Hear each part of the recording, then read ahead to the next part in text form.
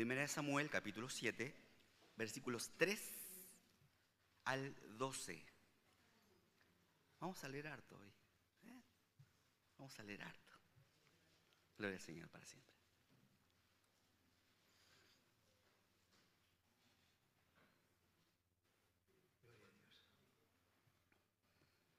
Primera de Samuel, capítulo 7, versos 3 al 12. Habiendo encontrado la palabra del Señor, le daré lectura en el poderoso nombre de nuestro Señor y Salvador Jesucristo. Dice la palabra: habló Samuel a toda la casa de Israel, diciendo: si de todo vuestro corazón os volvéis a Jehová, quitad los dioses ajenos y a Astarot de entre vosotros, y preparad vuestro corazón a Jehová, y solo a él servid, y os librará de la mano de los filisteos. Entonces los hijos de Israel quitaron a los Baales y a Astarot, y sirvieron solo a Jehová. Y Samuel dijo: reunid a todo Israel en Mizpa, y yo oraré por vosotros a Jehová. Y se reunieron en Mizpa y sacaron agua y la derramaron delante de Jehová, y ayunaron aquel día y dijeron allí: contra Jehová hemos pecado. Y juzgó Samuel a los hijos de Israel en Mizpa. Cuando oyeron los filisteos que los hijos de Israel estaban reunidos en Mizpa, subieron los principales de los filisteos contra Israel, y al oír esto, los hijos de Israel tuvieron temor de los filisteos. Entonces dijeron los hijos de Israel a Samuel: no ceses de clamar por nosotros a Jehová nuestro Dios, para que nos guarde de la mano de los filisteos. Y Samuel tomó un cordero de leche y lo sacrificó entero en holocausto a Jehová. Y clamó Samuel a Jehová por Israel, y Jehová le oyó. Y aconteció que mientras Samuel sacrificaba el holocausto, los filisteos llegaron para pelear con los hijos de Israel. Mas Jehová tronó aquel día con gran estruendo sobre los filisteos, y los atemorizó, y fueron vencidos delante de Israel. Y salieron los hijos de Israel de Mizpa, siguieron a los filisteos, hiriéndolos hasta abajo de Bet-car. Tomó luego Samuel una piedra y la puso entre Mizpa y Sen, y le puso por nombre Ebenezer, diciendo: hasta aquí nos ayudó Jehová. Amén. Dios bendiga la lectura de su palabra, y podamos nosotros también tener una revelación gloriosa. Algunos recordaremos, otros aprenderemos, pero lo importante es que la palabra de Dios pueda ser exhortada y explicada. El Señor siempre se ha acercado al hombre. En la historia de la humanidad, la historia universal, el hombre siempre busca a los dioses.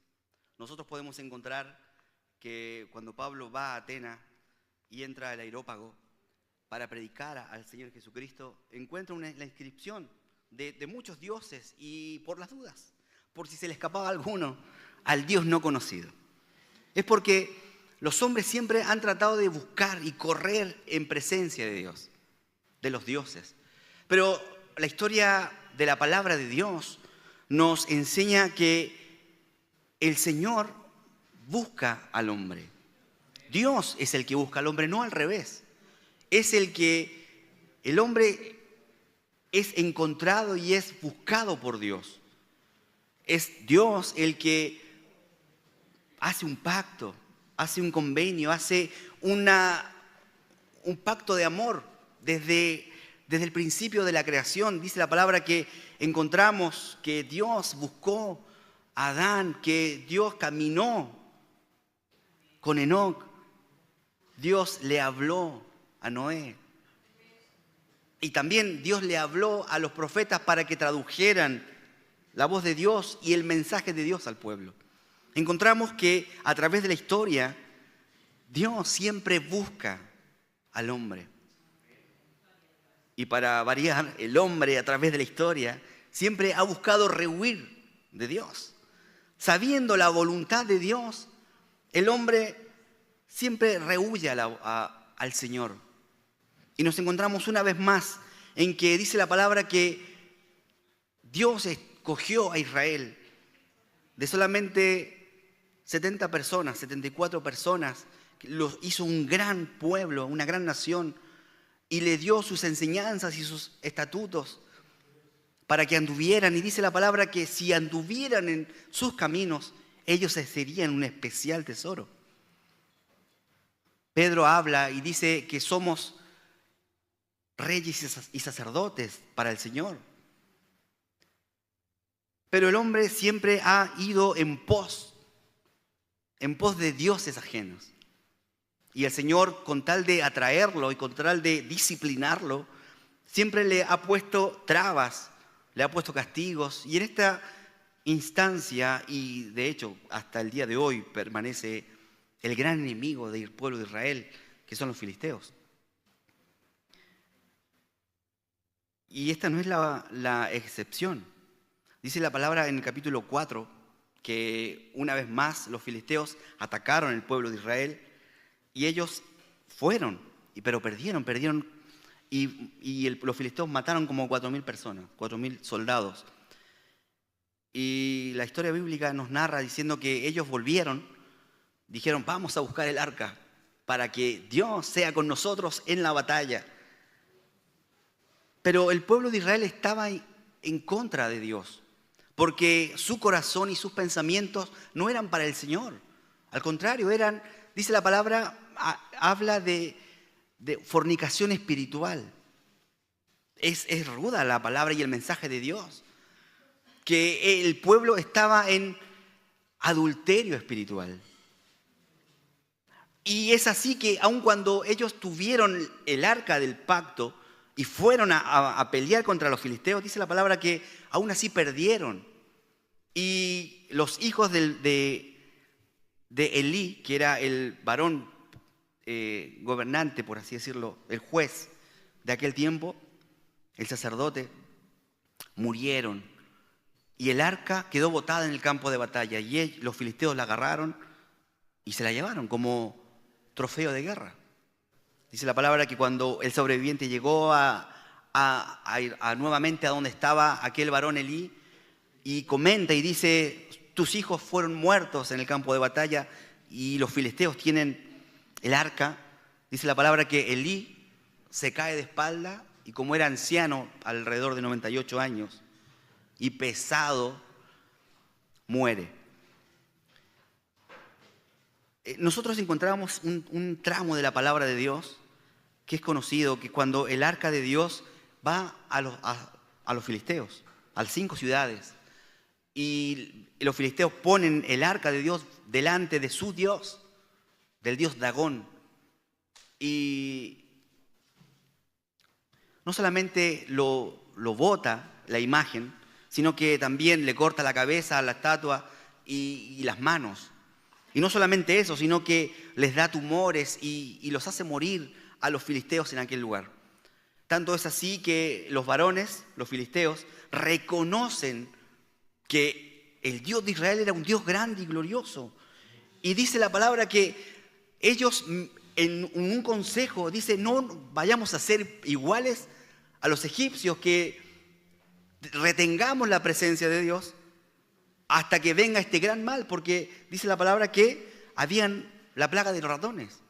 Y entonces alguien los aconseja y le dice, bueno, manden de vuelta el arca con regalos de oro, que eran tumores y ratones de oro, y que el carruaje o el carro llegue directamente a Israel. Y así sabremos que es parte de, este castigo es parte de Dios. ¿Por qué digo todo esto? Porque es el antecedente o la antesala de lo que va a pasar. Dice la palabra que el arca y el carruaje con las 2 vacas llega hasta un lugar y es ahí donde está y donde sale la enseñanza que tenemos el día de hoy. El versículo 7, capítulo 1, dice: vinieron los de Kiriat Jearim y llevaron el arca de Jehová y la pusieron en casa de Abinadab, situada en el collado, y santificaron a Eleazar, su hijo, para que guardase el arca de Jehová. Bueno, uno pensaría que ellos la tuvieron y la guardaron y le rindieron pleitesía, pero al contrario de esto, ellos simplemente como que la almacenaron, usaron esa casa solamente como un almacén para dejar el arca del Señor ahí sin que nadie la mirara. Y es así como el pueblo de Israel nuevamente cayó en pecado y en el adulterio espiritual. Ya Samuel, pasaron 20 años de esto y Samuel había crecido. Y es él que en el nombre del Señor convoca al pueblo, es lo que acabamos de leer. Y siempre el llamado es del Señor. Y dice: si de todo vuestro corazón os volvéis a Jehová, quitad de los dioses ajenos y de Astarot de entre vosotros.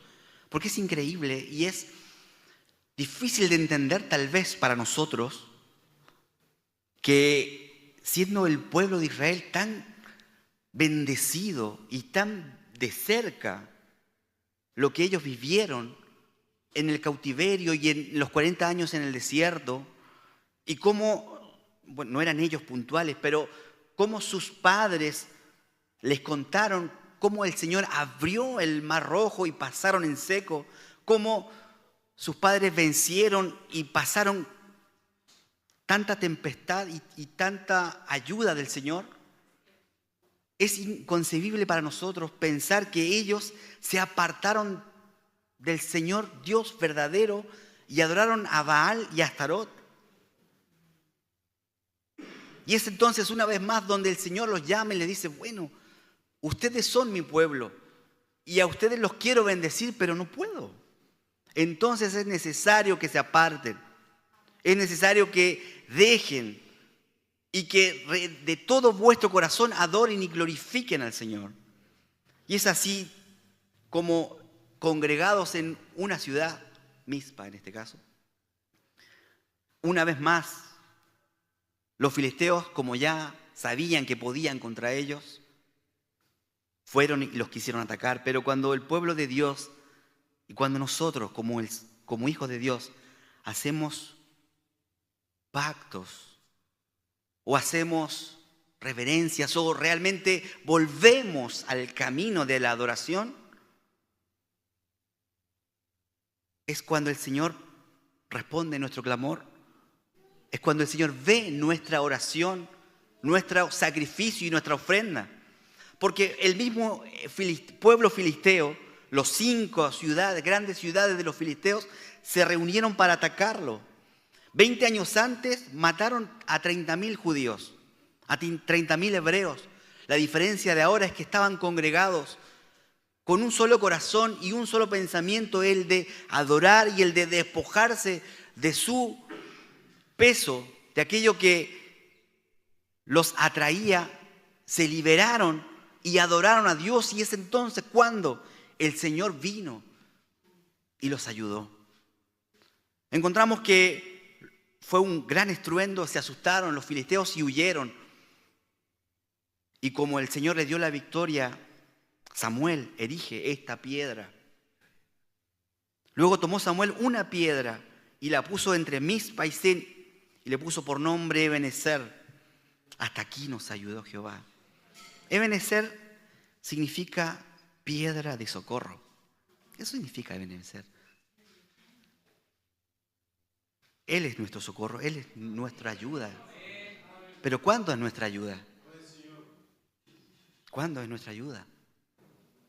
Si nosotros buscamos y hacemos un símil con la palabra de Dios, Dios es nuestra ayuda cuando, como dice Hebreo, apartado de todo peso y de todo pecado que nos asedia. El pecado es un lastre que nos estorba para llegar a la presencia de Dios. Y no solamente para llegar, sino para que nuestras oraciones y nuestro clamor suba delante de la presencia del Señor. Y sí, es gloriosa la bendición que tenemos de poder llegar y decir, somos hijos de Dios. Y adoramos al Señor y lo bendecimos, porque Cristo murió por nosotros. Pero es tan importante que nos mantengamos firmes en la santidad y en la presencia de Dios y determinemos en nuestro corazón el de poder adorarle a Dios.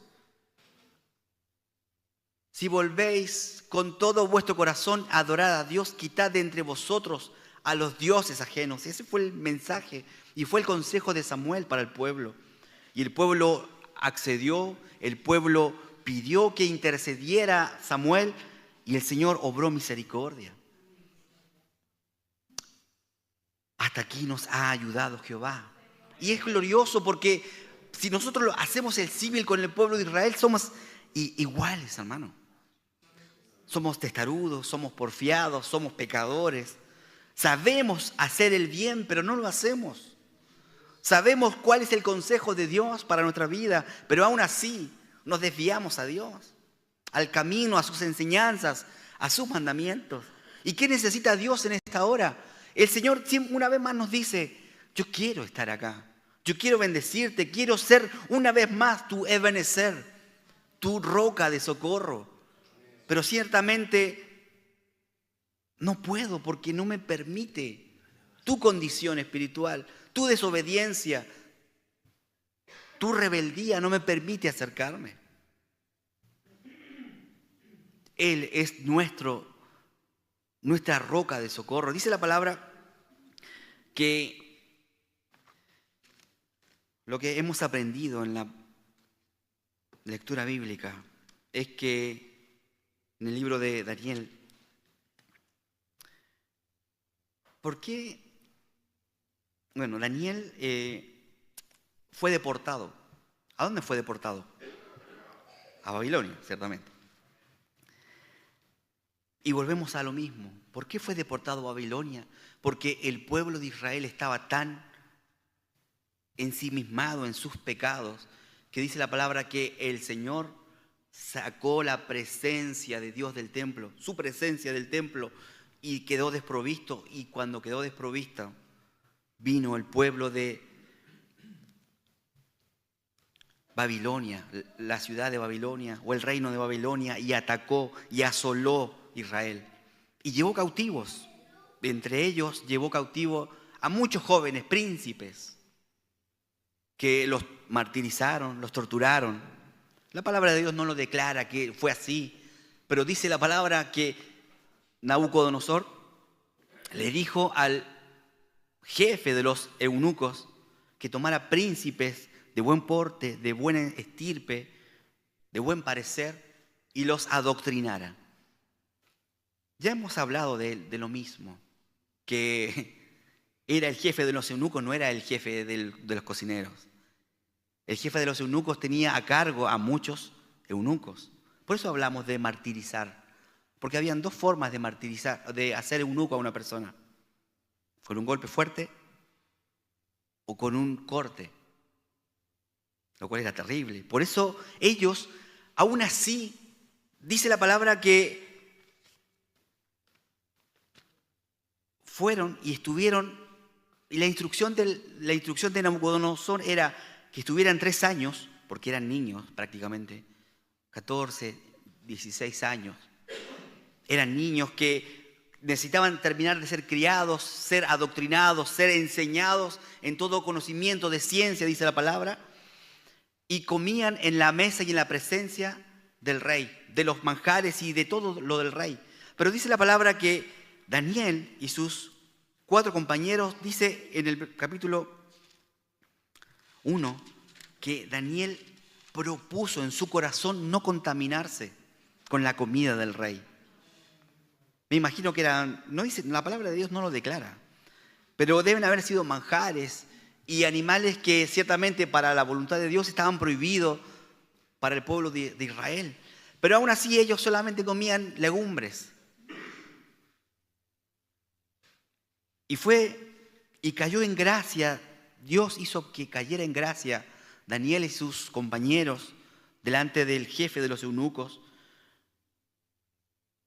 e hizo todo lo que Daniel le propuso. Porque cuando nosotros proponemos en nuestro corazón a servir a Dios y obedecerle, caemos en gracia. Y no porque seamos bonitos o feos, o de buen parecer o bien peinados. Es porque la presencia de Dios hace que caigamos bien en todas partes. ¿Cuándo? Cuando proponemos en nuestro corazón no contaminarnos. Es tan importante que el Hijo de Dios no se contamine con el mundo. Ciertamente es imposible que nos apartemos. Tendríamos que hacer una colonia para no contaminarnos, para decir, bueno, nadie entra y nadie sale para que el pecado del mundo no entre en nuestra comunidad que va a ser santa. Pero eso no es necesario. De hecho, hay casos que sí se saben que se hace. Pero no es necesario, porque aquel que conoce a Cristo, aquel que es enseñado y aquel que tiene el amor de Dios en él y es, valga la redundancia, enseñado en la sana doctrina, sabe lo que conviene y lo que no conviene, lo que agrada y lo que no le agrada a Dios. Lo importante no es que vivamos en el resto del mundo, que es un mundo pecador. Lo importante para cada uno de nosotros es que propongamos en nuestro corazón no contaminarnos. Dios le dijo a Jeremías, ve y anda y predícale a todo el mundo que tú puedas, pero procura que ellos se conviertan a ti y no tú a ellos. Y es así que nosotros con el ejemplo, con una buena enseñanza y viviendo la palabra de Dios en nuestra vida, podemos transmitir cuán grandes cosas ha hecho Dios por nosotros. Pero lamentablemente muchas veces cometemos el error y nos mezclamos. No quiero decir, vuelvo a repetir, no quiero decir que usted no se junte. Porque Pablo dice, me he hecho de todo a todos. No es que no me junto con nadie, porque para ver si en la misericordia de Dios puedo salvar a alguien. No es que Pablo no se juntaba con nadie, al contrario, se juntaba con todos. Y a todos les predicaba, y a todos les era ejemplo. Pero volvemos acá, al llamado de Dios y a la responsabilidad que nosotros tenemos para con Dios. A la responsabilidad y a la situación que Daniel y sus compañeros pasaron. Y no solamente fue una sola vez, sino que cuando, dice la palabra que cuando ellos fueron presentados, después de los 3 años, fueron presentados delante de Nabucodonosor, dice la palabra que en todo conocimiento y en ciencia fueron hallados 10 veces mejores que el resto. Y eso es porque ellos propusieron en su corazón ser fiel a Dios, adorar al Señor, y solamente Él es nuestro Ebenezer. Porque aunque nosotros podamos decir muchas cosas y estudiar y esforzarnos por nuestra propia capacidad, si Él no es con nosotros, de nada somos. En vano es, dice el Salmo, que comáis pan de dolores, que desde la mañana hasta la noche te esfuerces. Porque si Jehová no edifica la casa, en vano es el que la edifica. En vano es el que trabaja. Y esto no es de nosotros. Somos bendecidos porque estamos en este lugar y tenemos la bendición gloriosa de ser llamados hijos de Dios. Pero el Señor, ¿qué pide? Santidad, guardarnos, apartarnos. ¿Qué pide el Señor?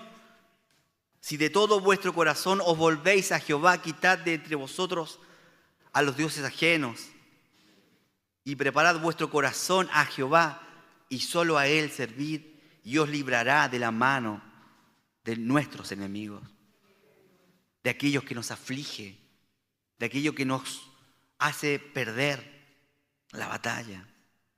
Que usted conoce qué es lo que lo hace perder. El pueblo de Israel era el filisteo. y la seducción de Baal y de Astarot, que ciertamente la palabra de Dios dice, nos enseña diciendo que un Dios era una estatua que alguien más forjaba y que el resto de la madera le echaba al fuego.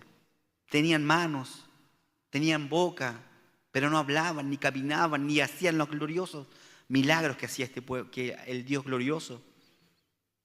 Pero el Señor dijo, si vuestro corazón se vuelve, entonces yo también me volveré.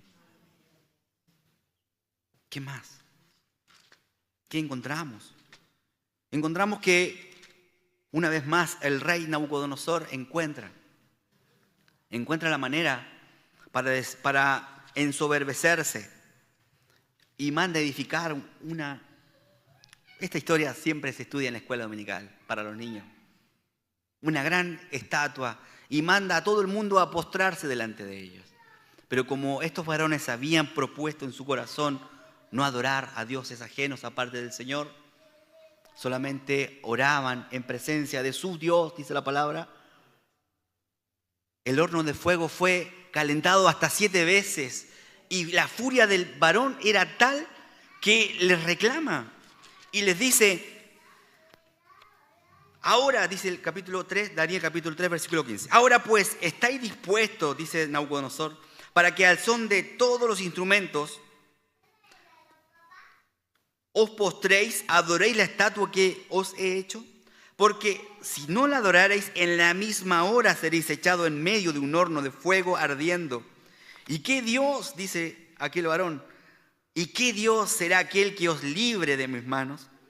Dice el versículo 16, Sadrach, Mesach y Abed-nego respondieron al rey Nabucodonosor diciendo, no es necesario que te enojes, no es necesario que te respondamos sobre este asunto.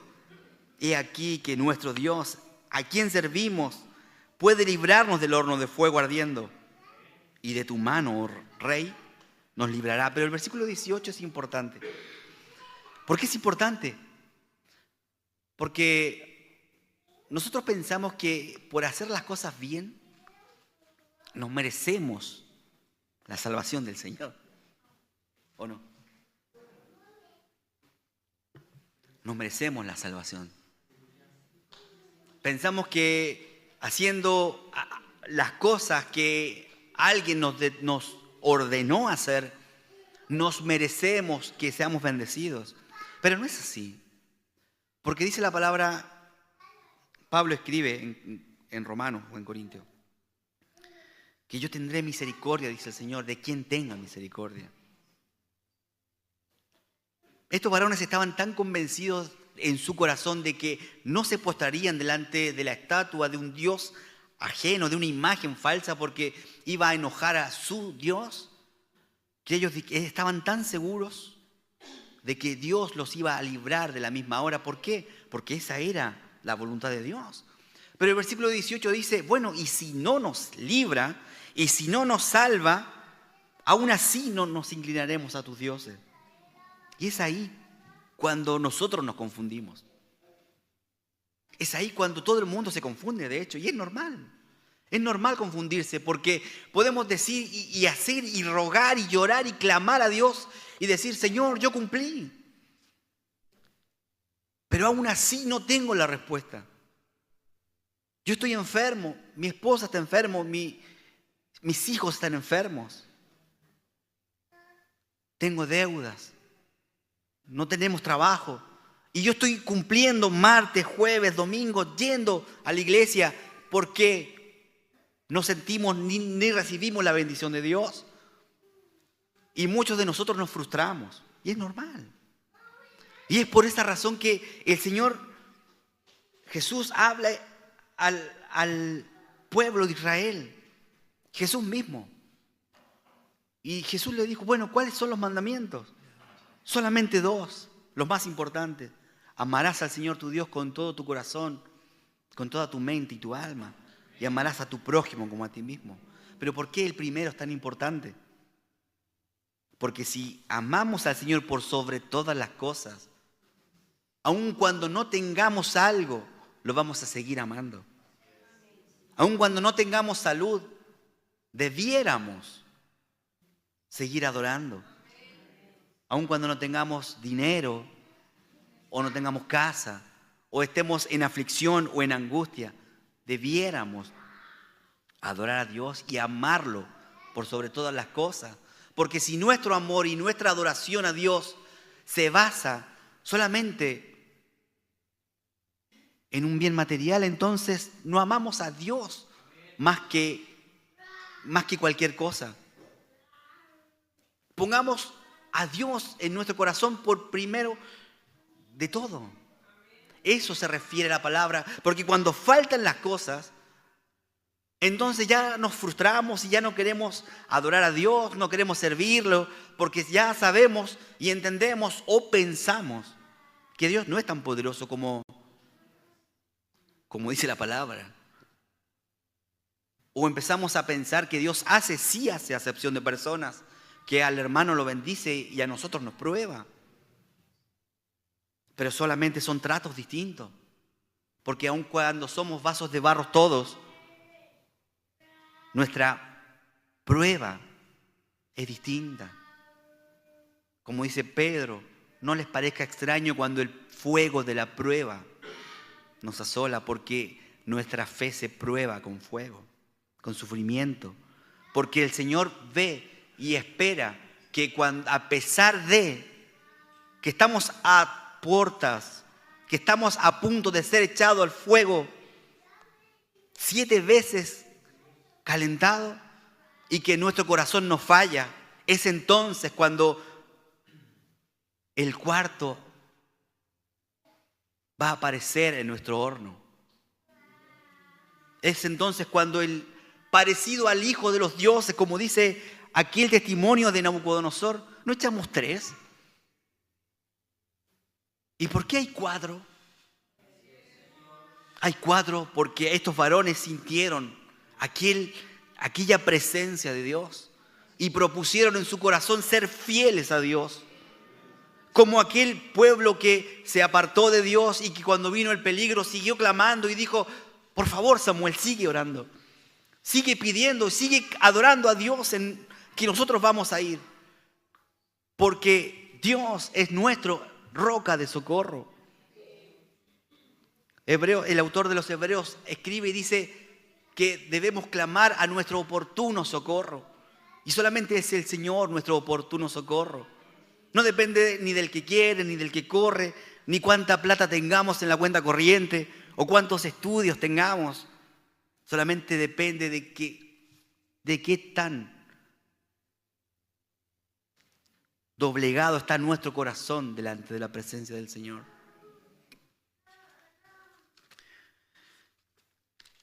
Y veréis la diferencia, dice Malaquías, entre el que sirve a Dios y el que no le sirve.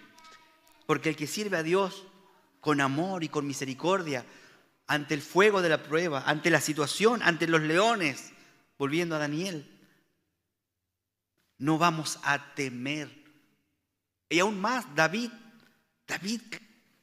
él clamó diciendo: aderezas mesa delante de mí, me haces comer rico. Me haces comer rico en presencia de mis angustiadores. Me haces estar en paz en presencia de mis aflicciones. Mi paz, dice la palabra de Dios, el Señor Jesús nos dice: mi paz les dejo y mi paz les doy. No como el mundo encuentra la paz. El mundo, o Chile, en este tiempo está buscando paz. Está buscando la mejor opción para obtener paz. Pero nosotros tenemos que buscar al Señor. Es el Señor el que pone reyes y saca reyes, ciertamente. Pero aquel que se mantiene firme, viene la misericordia y la presencia de Dios. Y aún dice la palabra que no vendrán tiempos mejores. Pero aun cuando no vengan tiempos mejores en la presencia del Señor, estaremos confiados. Y estaremos bendecidos en la presencia de Dios. Porque no doblegaremos nuestro corazón en pos de alguien, sino que al contrario nos mantendremos firmes en la virtud, en el amor, en el consejo. ¿Cuál es el consejo? El consejo es el que Dios nos da. El pueblo de Dios fue asolado, pero la promesa de Dios es para siempre. Y así como el Señor prometió que iba a raer, o no raer, porque está mal expresado, que iba a disciplinar a Israel en el cautiverio, también prometió que lo iba a devolver. 70 años. Y es ahí donde nos encontramos en el Salmo 103.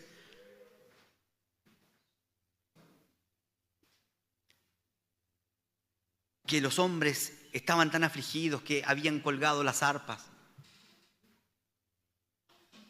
Y no querían cantar, no querían adorar. Porque ¿cómo cantaremos en tierra de extraños? ¿A quién cantaremos? Pero la diferencia es justamente esta. ¿Qué pasa si Dios no nos quiere sacar del horno de fuego? ¿Nuestra adoración y nuestro cántico aún será? ¿Será para Dios?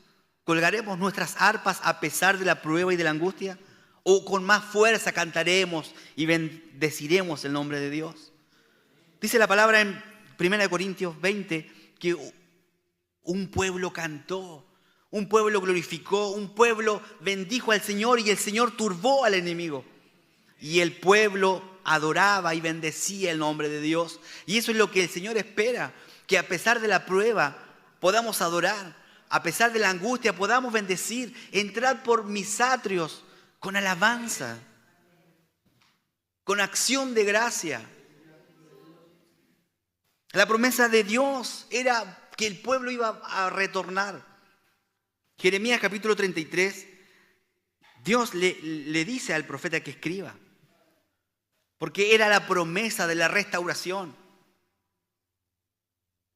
Capítulo 33, versículo 10 dice: así ha dicho Jehová, en este lugar, en Israel, en el lugar el cual decís que está desierto, sin hombres y sin animales, en las ciudades de Judá y en las ciudades y en las calles de Jerusalén, que están asoladas, sin hombres y sin moradores y sin animal. Dice el versículo 11, ha de oírse aún voz de gozo y de alegría, voz de desposado y voz de desposada. Aquellos que están comprometidos para casarse, aquellos que gritan en gozo y en alegría porque se van a juntar en nupcia. Voz de esposo y voz de desposada, voz de los que digan, alabad a Jehová de los ejércitos. ¿Por qué? Porque Jehová es bueno, porque para siempre es su misericordia. Voz de los que traigan ofrendas de acción de gracia a la casa de Jehová, porque volveré a traer los cautivos a la tierra como al principio, ha dicho Jehová. El Salmo 136 habla al respecto. Es un gran cántico que alguna vez me gustaría escucharlo con música. El Salmo 136 habla de las gloriosas manifestaciones y gloriosos hechos que Dios hizo al pueblo de Israel, que lo sacó de la tierra de Egipto. Pero alabad a Jehová porque Él es bueno, porque para siempre es su misericordia. Y el Salmo todas las veces que da una instrucción, termina diciendo el versículo, porque para siempre es su misericordia. Y nosotros adoraremos al Señor porque Él es bueno, porque Él nos presentará, porque Él romperá nuestra cautividad y nos hará volver. ¿Pero cuándo? Cuando consideremos nuestro corazón para adorarle solamente a Él, para que rompamos en nuestro corazón y en nuestra mente el deseo y la idolatría, para que pensemos y esperemos solamente en el Señor, no en promesas de hombres, porque maldito es el hombre que confía en el hombre, sino que esperemos en el Señor y en el poder de su fuerza. El Salmo 136. Alabad a Jehová porque Él es bueno, porque para siempre es su misericordia. Alabad al Dios de los dioses, porque para siempre es su misericordia. Alabad al Señor de los señores, porque para siempre es su misericordia.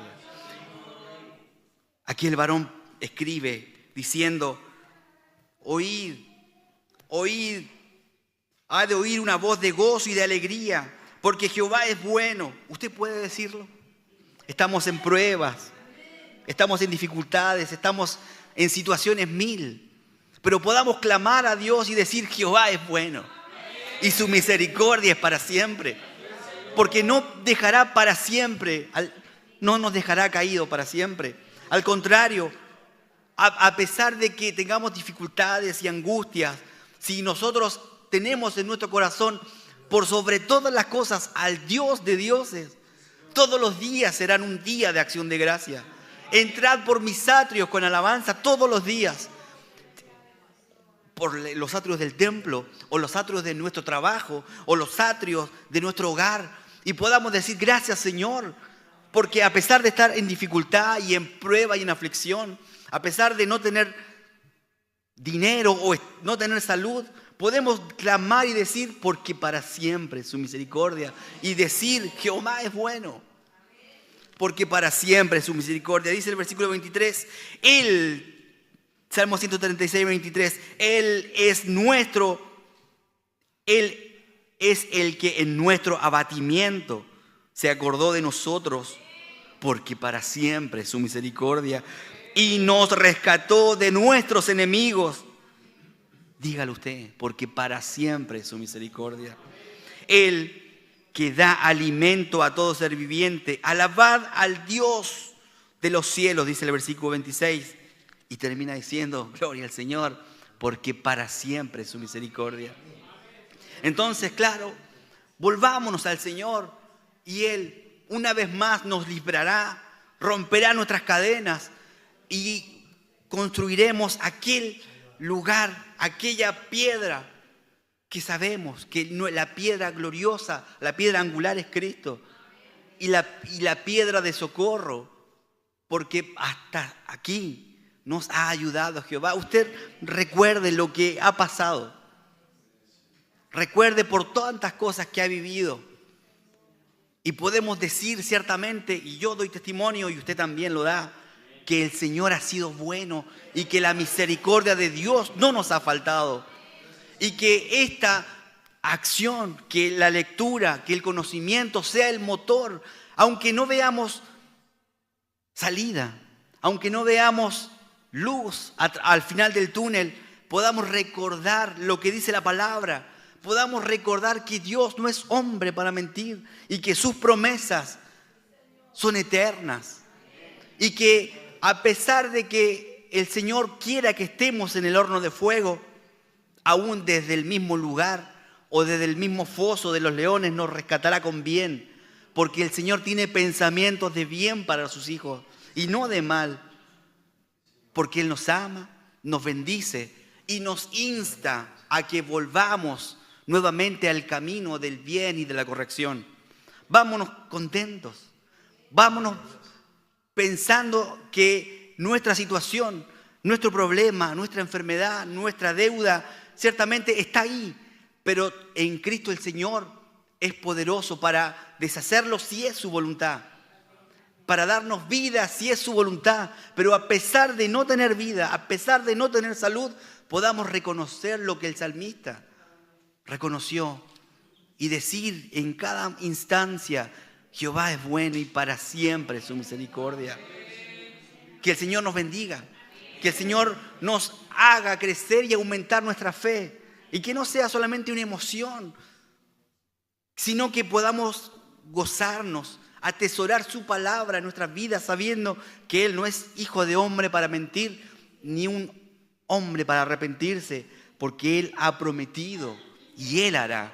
Vámonos con esta confianza. Él hará, Él cumplirá, Él nos bendecirá. Claro que prueba, porque dice, este pueblo de labios me honra, para que no solamente de labios, sino que de nuestro corazón lo adoremos, para que en nuestro corazón lo primero que haya sea nuestro amor por Dios. Claro que nos prueba, Pero a pesar de la prueba, a pesar de la angustia, el Señor adereza, nos hace comer manjares en presencia de nuestros angustiadores. Que el Señor nos bendiga. El Señor aumente la fe de nuestro corazón y podamos retirarnos y volver. Y cuando usted entre por el atrio, y no sé si está bien expresado, por el atrio de su hogar, pueda entrar y decir: gracias, Señor. Gracias porque su presencia me llena. Gracias porque usted es bueno.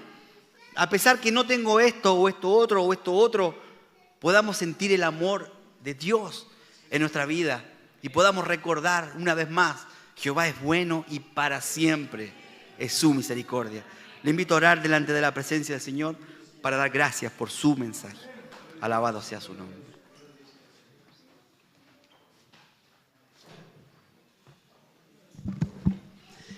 Cuánta gracia le damos, oh Señor eterno, por su amor y su gloriosa misericordia. Porque usted es bueno, Señor, y para siempre su misericordia. Recordamos, oh Dios, todas las cosas que nos han acontecido en la antigüedad, a través de nuestra vida, larga o corta. Pero podemos reconocer que hasta aquí usted nos ha ayudado. Podemos reconocer, Señor, que usted ha sido nuestra piedra de socorro. Porque podemos ver, Señor, y no solamente a nuestras vidas el milagro que usted ha hecho, sino también a nuestros hermanos. Las cosas buenas que le pasan a nuestros hermanos. Y ciertamente hay cosas malas que nos acontecen. Pero a pesar de aquellas cosas malas, a pesar de la prueba y del fuego de la prueba que nos duele muchas veces, podamos estar firmes sabiendo y entendiendo que a pesar de eso usted es bueno. Que su amor y su misericordia muchas veces nos disciplina para bien, para que volvamos nuestro corazón a usted y podamos proponer en nuestro corazón el de no apartarnos, el de poder bendecir, y que usted, también como al pueblo de Israel le prometió restauración, usted promete restaurar nuestra vida, Señor, porque ciertamente usted anhela que el hombre se encuentre con usted, porque usted primeramente nos buscó, usted primeramente murió por cada uno de nosotros para que nosotros también tengamos vida. Dice su palabra que usted no quiere la muerte del pecador, al contrario, quiere que lo busquemos y en usted tengamos vida, tengamos gozo. Y su palabra nos hace aprender, nos hace recordar, nos hace conocerle, Señor. Y a través de su palabra y a través de la oración podemos encontrar esa comunión gloriosa y perfecta.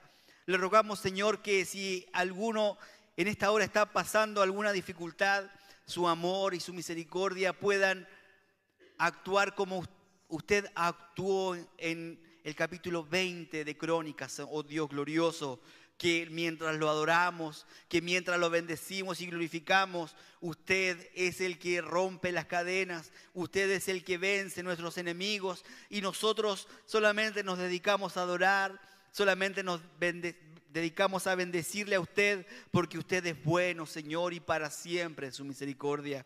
Gracias, Señor, le damos porque no hay mayor bendición que el poder ser llamado su hijo. No hay mayor bendición el de poder saber que después de esta vida ciertamente tendremos una vida mejor en su presencia, oh Padre glorioso, y que así como lo dice su palabra, en aquel tiempo conoceréis la diferencia entre el que sirve, entre el que adora, entre el que glorifica a Dios y el que no lo hace. Podamos ser fieles delante de usted, Señor.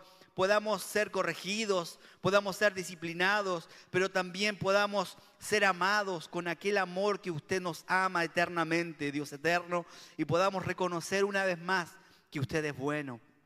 Que usted es bueno y que su misericordia es para siempre. Nuevas son cada mañana, dice su palabra, y que cuando nos vayamos de este lugar y entremos en nuestro hogar, podamos darle la gloria y la honra a usted, porque no solamente en este lugar se adora, sino que usted nos ha permitido ser templo para sentir su presencia constantemente en nuestras vidas.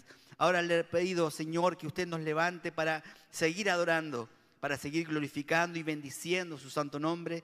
Y en el nombre de Cristo Jesús clamamos a usted y a usted le otorgamos la gloria, Señor, y la honra para siempre. Amén y amén.